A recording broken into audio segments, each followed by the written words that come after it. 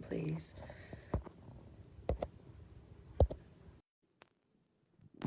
Here's Amy. Woo! Hey! Isn't it? It's so hard, isn't it? You okay? Yeah, I'm good. It's so hard, like at first, isn't it? Isn't it? It's so annoying. And when you're know. waiting, it feels like forever when you're waiting. It does, doesn't it? You okay? Yeah, I'm good. Did you have to update the app? Well, no, I've ended up coming on my phone because it just wasn't accepting it on the laptop at all. So I'm sat on my phone now. So all the setup that I've done, it was been pointless, to be honest. Hi, Leslie. Yeah. Hi, Cassandra. Got loads of people coming on, which is really good. Yeah, really, really good. Hi, Alison. Yeah, no, thanks for joining us, everyone. Just let it join. Let a few more people join, mate. Yeah, so many people were messaging me Hi, like, Heather. When are you going to be on? Because you're not on. Yeah. I was thinking, Rob's just messaged, guys. He said he's had something happen, so he will be joining us shortly. So we're lucky we all got here early, to be honest, aren't we? Yeah, no, it's all good. My spotlight could collapse at any moment, but you know, we're keeping it real, so it's fine. Okay, so guys, Amy's joining us today because she's going to share her story with us. She'll be sharing a story, on the abuse that she suffered, how she overcame that abuse, how she gained the courage to leave her abuser, and become the celebrity international psychic medium that she is today, #1 best-selling author, mother, successful businesswoman, and fellow UMT therapist. So thanks for joining us, Amy. No, thank you for having me. Like, it's amazing that you asked me to come on. You build me up then, it makes me sound well glam. Oh, you're fantastic, absolutely brilliant. Thanks for joining. Love Doesn't Hurt. We really appreciate you coming on and to speak up about something so important as well. Should we start at the beginning? How did you meet your ex-partner, and we'll take it from there? So I was quite young actually when I met my ex-partner. He was quite a bit older than me, and I met him on a music event, and it was kind of just a bit of a whirlwind really. We met really quickly. We felt like we fell in love quite quickly, and I moved away to be with him. So I didn't leave my job, but then I ended up leaving my job, and I just I left all my friends and just had a whole different life away from my family. I can't hear you, babe. Oh, can you hear me better now? Yeah, I can hear you now, yeah. So he had you very isolated from day one, didn't he? Yeah, he did. But I just didn't see it at that time. I thought like, oh my God, I've got like this whole new life, and you know, it just. And then I was pregnant quite soon after we met, with my daughter. She's now 13, and to be honest, it kind of declined then. It was kind of the pregnancy really that declined it. I feel from my memory, because I do feel like others probably can share this, that my memory is quite blurred. And that's from just me blocking out trauma, like repeated trauma. Just there's so much. People might say to me, do you remember when this happened? And I'll be like, I have no recollection. So my memory is quite blurred with a lot of incidents that happened, and so I felt that I was very young when I was pregnant with my daughter, and that was when a lot changed. I mean, there was a lot of there was alcohol involved and drugs involved too, and that played a big role because he was sending people. So he was completely Jekyll and Hyde, you know, in public, in front of people, he was like fun Bobby. And then I knew when things would turn if we were out, and I knew like the voices would change and the eyes would change. I just knew when things were going to go tits up, like when I got home. So that's when things started. I don't know if it was a case of like, because he then had to share me. Obviously, I'm 10 years on now since I left him. So in reflection, I can talk very differently about it now. But, you know, I was 100% convinced during my time with him that I would never, ever love again. I would never be with anyone else again. No one would love me.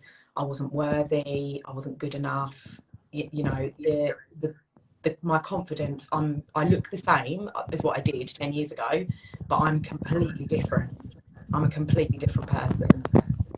And then 4 years later, I then had my son. And unfortunately, actually, when I had my son, I don't really remember him as a baby at all, really, to be honest, because that was when things got really bad. And I actually did leave him when my son was a baby. However, running up to that, there was so many times I wanted to leave. As we all know, you know, you never leave the first time, and it's fine. There's never a right time. You know, I had no money. He financially controlled me. He made me feel that no one would even give me a job, even if I tried, and my mental health was in complete tatters. So, and he controlled me with my children, because my children at that point were all I had, and I felt at that time the only good thing in my life. I'm lucky enough that, you know, I have got some amazing friends, some of my friends that are still my bestest friends now, that watch me from day one to now, and they just had to just get it. Like, you get those best friends who are just like, oh, I can't be doing with this, they're rowing again, they're at it again, or she's not coming again, because they're, you know, I didn't go out anymore. You can lose a lot of friends, you lose a lot of people around you, because they get sick of hearing, oh, I've left this time, I'm not going back. And and I get that. I'm gonna leave. I will leave. I'm just gonna get Christmas out of the way. I'm just gonna get the baby's christening out of the way. And there was always something, the baby's birthday, or there was just always something. I reached out to his family quite a bit, like people probably on here can relate to that, just to reach out for help, support. But, you know, just to anyone, they're very clever. You know, they're very clever at making people believe that it's you, and then you start believing it's you. And not being able to think straight, not being able to control your own thoughts, not being able to even like put two words together without actually allowing them to speak for you. Yeah, because you question everything you do, anything you say, or anything you do, you question and you think through it. You know, what reaction am I going to get from this person if I do this? So you know, you have to question everything you do to make sure you're not going to get, you know, create anything at the end of it.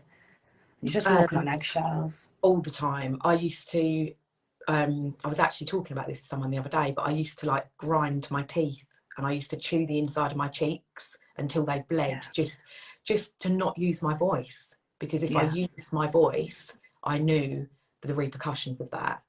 So my safe place was always to just go to my children's bedroom, because in my children's bedroom, he would never have come in there to unsettle them.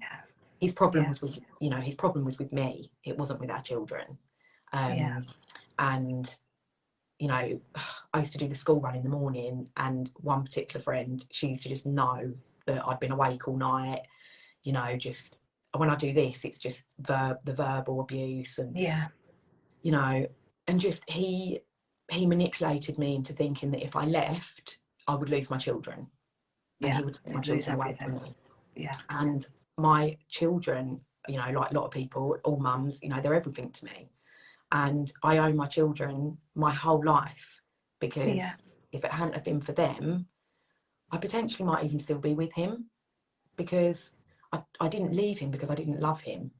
I left him because I didn't want my daughter to be with a man like him, and I didn't want my son to be the man he is. He was, They were the reasons that I left. And but of course, you know, very common story. You keep going back. You do. So although I say we keep going back. We go back and back and back, and each time we go back, and we, you know, we get that bit stronger, you know, and then eventually we'll find the strength and we will leave. You know, so I had a friend who used to constantly say to me, oh, I'm back with him, what can I do? I said, look, you know, you're getting stronger each time. One day it will happen, and you will be strong enough, and you will stay away. But it's just like, as you said, it's getting to that point. And it's something that will send you over the edge. Right now, enough's enough now, I'm done. And more like, it's actually the smallest thing that you're obviously like, I'm done, sort of thing. Normally it was the smallest thing. You know, it was, it's it's hard to describe unless you've been in it and you've done it. Yeah. It's so Nobody knows unless you've nothing. been in it. No, yeah, you can't learn this stuff in school or anywhere like that. You have got to have been in this type of relationship to even have any understanding of what it actually does to you and how it affects you. And it's also, you know, people don't always believe you as well, because no, they don't. They see this fun. Oh, he's great. He's brilliant. Oh, we love him on a night out. You know, it's that type of thing. Yeah. So it's, you know, no one knows what goes on behind closed doors, and it is really tough. But the most important thing is that, you know, I've come on here today. I do find it hard to talk about my story. Probably you can tell because I'm struggling to describe it. You've been very brave. Because I have got 2 children with this man, and you know, ultimately he is their dad, and somehow along this line I still, you know, he's still their dad. You know, he's not around particularly, but does he have any contact with the children, or it's more just as and when, like, he chooses. It's not anything regular. I wouldn't let them go there overnight. I wouldn't let him have them at the weekends because he can't be trusted. And you know, he doesn't support financially, he never has. And you know what, now that's absolutely okay, because you know, I've learned the hard way, absolutely. But you learn who your friends are, you learn who steps up, who shows up. And you know, it's about, now I just want to help people, help like you, Emma, do you know what I mean? I just want to help as many people as I can, because actually during that time, although I thought I was going to be trapped, you know, I remember having conversations with my mum like, please just take me to a hospital and put me to sleep, because the torment, it was the torment. You know, I can't take every single day. I just can't. You know, as soon as the bedroom door unlocked for him to get up in the morning, I would just jump out of my skin. You just never knew what mood it was. You just never knew. It could be something silly. I haven't cut his sandwich properly, or I mean, I used to try and sort of provoke the mood the better way. So you get up, you do everything around the house, you'd make breakfast, and you know, just try and get them awake in a good mood. But that never worked. Never worked. You know, run the baths and get the clothes out. It was just, there'd always something be wrong. It was just faffing around. It was just faffing around him all the time. Do you know what I mean? Just like just pandering to it all the time, sort of thing. But you know, ultimately at that time, you know, looking back now, was I in love with him? I was in love with the idea of him. And all the false promises, the promises that he's made from his false self that he's created. You know, because it's all fake, and we fall in love with that idea. We fall in love with the future that they offer us, and you know how our life's supposed to be, and you know, and it's hard when it does come to an end, because then we just know it was all fake. For me, it was like the guilt that I felt for the kids, because I left him and I struggled to get housing. I struggled to sustain housing as well, you know, and authorities didn't help as much as what they could, you know, and it was tough, because I just felt like I'd let the kids down. I felt that I took them out of a lovely home, but was it a lovely home? You know, it just, so my friend Jenny's just come on, and Jenny is one of my best friends who knew me from day one. And you know, when I left him, Jenny was one of them girls that, you know, I was really struggling for money. I'd never had my own money for a long time as well, because being with him, he controlled everything financially. So I worked full time when I met him, but when I had the kids, I couldn't work. I didn't have family to look after them, you know, so on and so forth. And it was really hard. And so I'd never really had my own money, and moving from my parents to him, and then from him to a house, you know, I'd never really had that responsibility. And then, you know, obviously having the 2 kids as well. So like my friend Jenny, for example, I used to go to hers every night for dinner. I used to just always make sure that we had a dinner, and you know, and stuff like that, and just things like that. At that time, if any of you have got friends that are going through anything like this, just making sure that there's a dinner. If they've got a kid or they've got kids, just making sure that there's a hot meal on that table every night. Like that in itself, like that was such a massive part of my journey, just knowing that I could go there and that we always had a dinner, for, you know what I mean? So I lost 2 houses through just so financially.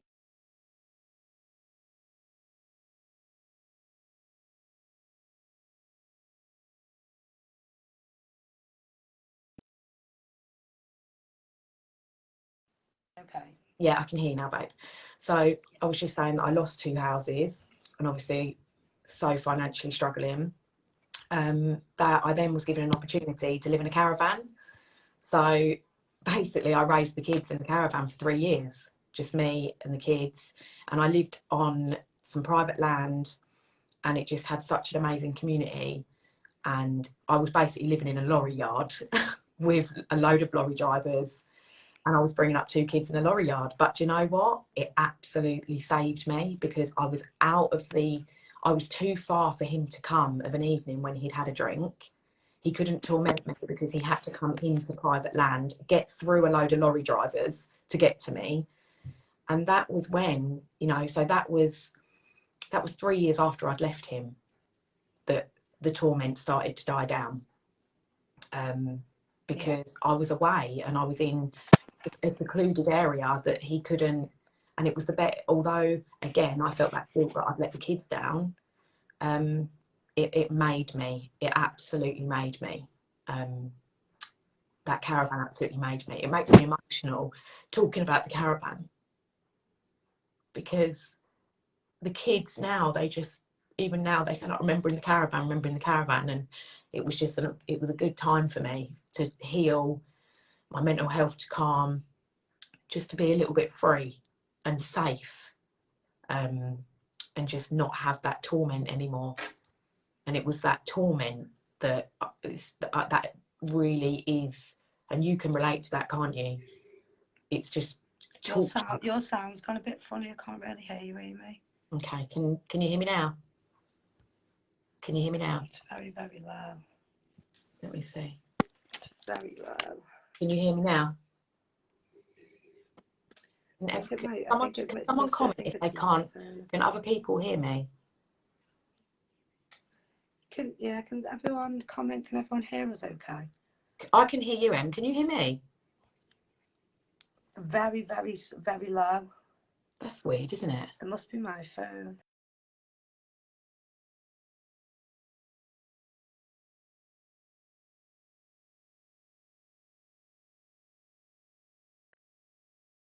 Emma now. She's blown.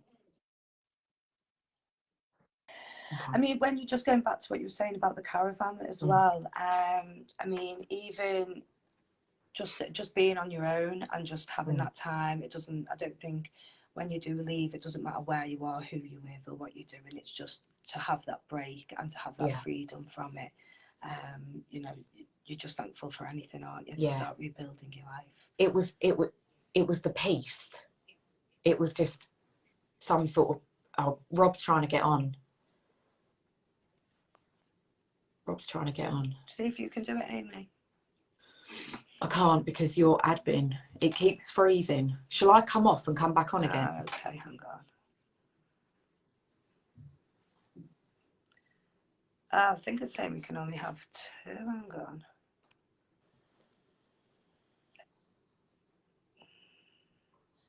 It's saying we can only have the 2 people on for some reason. Oh, really? That's a bit weird. Yeah, it's very weird. Can you hear me again now? Not really, no. It's very, very loud. That's I can hear a little bit. So what happened next after you were at that point? So that's where I started to rebuild my life again, really, at the caravan, just by getting well and just starting to just heal and just be able to feel a little more free. And he just started slowly but surely, just it just slowly started to decline, the phone calls, the, you know, the want to control what I did, where I went, who I was with, and, you know, even with the children, again, he would always try and manipulate me that because I lived in a caravan, I would lose children. Because I'm not well, I would lose the children, you know, and so on. So he knew that he could control me by scaring me that I would lose my kids. Yeah.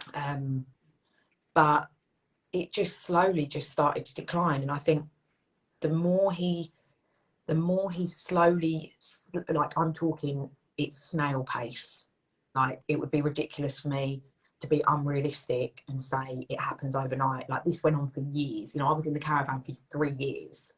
Yeah. So that's 6 years on, you know. And he just slowly realised that he couldn't control me. And that distance helped. And just me being able to just be a bit stronger and allowing me to think clearly about what I wanted for my life and what I thought of myself, because I lost myself for so long. That's the biggest thing, I think. When you lose yourself, you don't know who you are anymore. You don't recognise yourself. You're just not you. You don't even. I mean, I didn't even know like what music I liked or anything, because it was all I'd gone with him, and you know, all my taste had just seemed to be his taste all of a sudden. Yeah. And you have to relearn everything about yourself, don't you? Yeah, and you know, I was turning 30, and I was like, shit, I'm living in a caravan, and I've got like a real failed relationship, but I was free. I was starting to feel free, and that in itself, like, it is, you know, if anyone is watching that feels they're never going to be free, like, you absolutely will. And I think that deep down, I always knew I would have better. I think deep down, and I think, you know, when someone sees that in you, like a narcissist sees that in you, they're threatened by that. They're threatened that actually you can give so much more. Yeah. Someone's just asked, did he know? Did someone just ask a question? I just saw it on there. Yeah, does anybody have any questions for Amy? Just pop them in the comments for her. Did he know? I'm just going to try and get some headphones, sort this sound out. So we'll just get some questions aside. Maybe a sec. Okay, that's all right. Did he know what he did? Did he get any help, or doesn't believe he did anything wrong? He absolutely doesn't believe he did anything wrong. And he still believes that now. And that's fine. I'm good with that. I'm good with it now.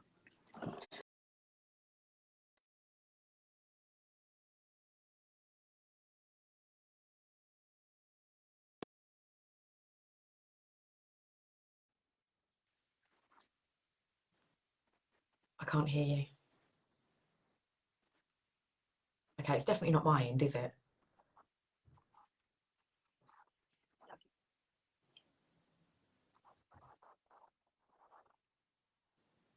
Can you hear?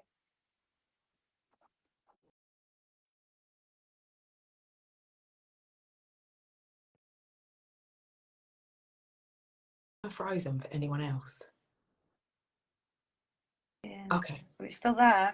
Can you hear me now? I can hear you. I just can't hear you very well at all. I'm like, that's so weird. Everyone can hear me, but you. It's so just weird. exactly. I'm just wondering, has my speaker just gone on my phone or something? That's just typical, isn't it? Timing. Can you hear us? Can you hear us, guys? Can you hear us clearly? Some Everyone can hear us, they can't. but you keep freezing every now and then. Do I? Yeah. Is it okay now? Yeah. So, where was we up to? Sorry, before I start talking about. Someone just said, did he get help and did he know what he did? But you know, absolutely not. And he's still not changed now, so you know. But it's so weird, because this later on, like this far forward sort of thing, if anyone would have told me that he would get to a point where he couldn't even look at me, do you know what I mean? But because there's nothing he can say to me anymore, that absolutely it's just literally rolls off me now. Yeah. But yeah, it was really tough. Questions. okay, no one can hear any of us Yeah, now. it does, Danny. It seems like we've all been with the same person, doesn't it? I mean, they all show exactly the same behaviours, and they all act the same way. They say the same things. So it does feel like we've all been with the same one. I'm also going to pop Amy's group. So as I said before, Amy is a international celebrity psychic medium. So she has her own Facebook group. So I'll be popping the group link in the comments for you all. My sound's been terrible. Sorry for the technical difficulties we've had. Someone's just asked, what's your advice for someone who's seen red flags? I would say, sorry, go on. Yeah, someone's just asked, like, what's your advice if you see red flags? Like, it's so hard because instantly you want to go get the fuck out, but obviously, Run. Yeah, exactly. Yeah, exactly. Like, get the fuck out. Leave your clothes. Leave the whole fucking lot. Just get out. Just get out. Yeah, just get out.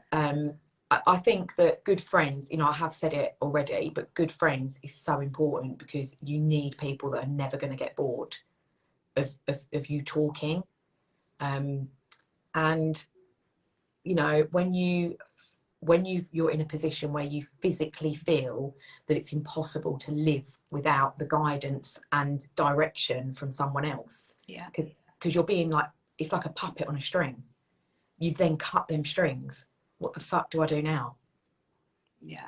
It was almost like I'd lost the ability to breathe on my own, when actually you do. I'm doing perfectly fine breathing by myself. Yeah, they're doing more than fine on our own, all of us, aren't we? Yeah, did your family help you through when they wasn't near you, or did they even know about what was going on? Did they know you were being abused? Or no, not really. I mean, my mum and dad are amazing. I'm really lucky. I've got amazing parents.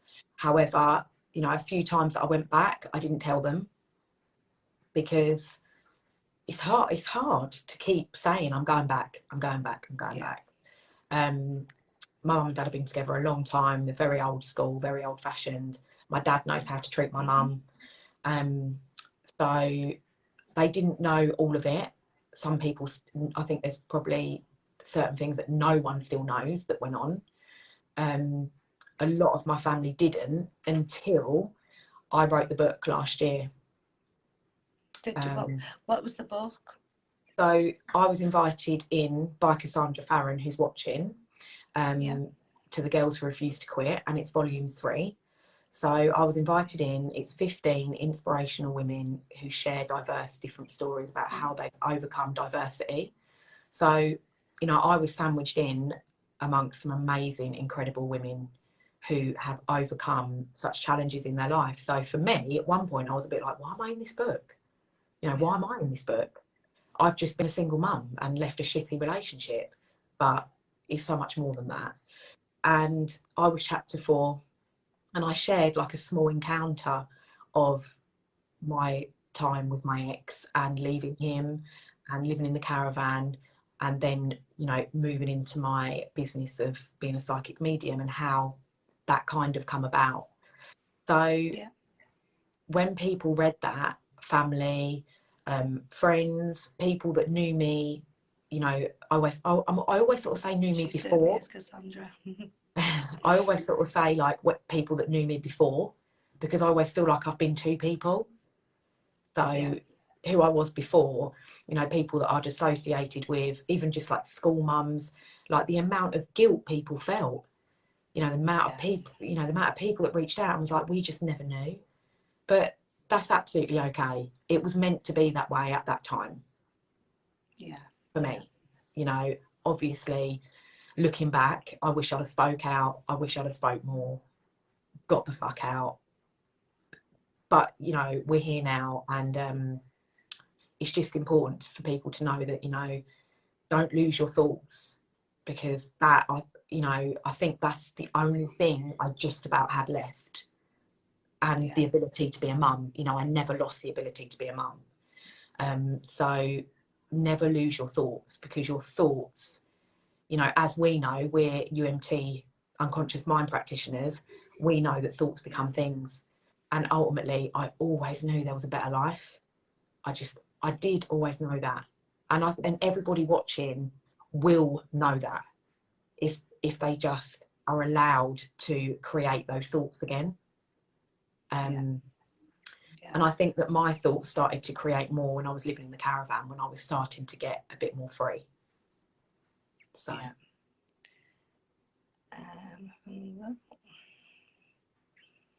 can we get Rob on or not? Nice comments on here. And then, I mean, yeah, me and Amy, also we've met. It's a bit mad how we met. We're both UMT therapists, which is unconscious mind therapists.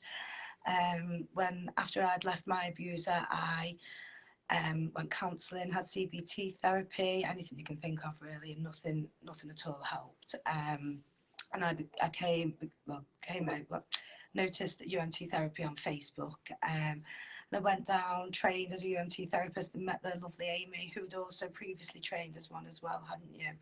Yeah. So in this therapy, it's helped us to get over the abuse we suffered, and helped us a bit more on the road to recovery. Helped us change our mindsets.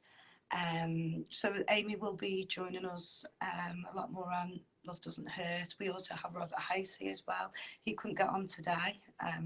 We've had a few technical issues today. I'm sure we'll sort them out for next time. Someone's just as asked. I said, I'm going to put the group, Amy's group, in the comments. You can also subscribe to us, where you can have one-to-one chats with us, have your one-to-one therapy, and we'll support you daily on your journey to become free from abuse, and to live your best life. Just want to say thank you so much for coming on, Amy. Really appreciate it. It's been a pleasure. No, thank you so much for having me. It's been it's been healthy for me to talk about it. And, you know, it's important. It's important to know, like, yeah, my business didn't happen overnight, and what I've created hasn't happened overnight. But you know, I do have an amazing business. I have created an amazing community. You know, I had UMT much later, and I often think, like, if I'd have had UMT much sooner, it would have saved me a lot sooner. But it's just so important for people to know that, you know, there is a way, there is always a way, and it might just take that one person, or it might just take that one conversation. And that's like, you know, I've got another book coming out in a couple of months, like my full story. And I just, if that book helps one person, it's like what you're doing, you know, you're creating such a community here, a safe place for people to be. And it's just, yeah, I mean, if you can help one person, it's your job done, isn't it? But yeah, we're going to help plenty, aren't we, together? Yeah. So yeah, we'll be doing a lot of the UMT therapy over in the subscriptions group. We also have a private Facebook group, which offers a safe place for you to chat, to safe community. I'll put that in the comments for you as well. Anything else you'd like to say, Amy? No, not really. I just, you know, you and I are going to be doing a bit more together, which would be really good. Oh yeah, I can't and wait. You know, if anyone ever wants to reach out and ask me anything, or, you know, I am a psychic medium, I do UMT. You know, if anyone wants to reach out and ask me anything about anything, really, you know, if I can help, I absolutely will. Always. Yeah, lovely. Brilliant. Thank you very much. No, thank you for having me. Take care. Okay, see you soon. Bye. Bye.